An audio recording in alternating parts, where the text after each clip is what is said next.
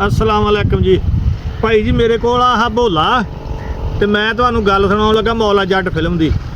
ਉਹਦੇ जो सुल्तान राई को गड़ासा हुंदा ना तो वो अदाकार भी सीगे मुस्तफा कुरैशी हुणी ते सुल्तान राई हुणी ते नाल अद्धे अद्धे वली अल्लाह भी सीगे। ते जिद्दां वो सुल्तान राई ते मुस्तफा कुरैशी दा टाकरा हुंदा ना ते सुल्तान राई उहनूं कहंदा ओए गड़ासे दी धार ते लगा होया 10 नत्थां दा खून देख के समझ जा कि मैं कौन आ।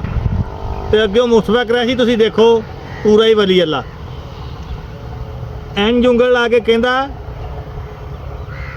मौला जट तू है सोहणिया। ते सुल्तान राई हुणी साहब देख लो क्यों उन्होंने जेडे पिछले कतल सी वो भी सिर पवा लै। वैछी जट भी मैं ही सा होए।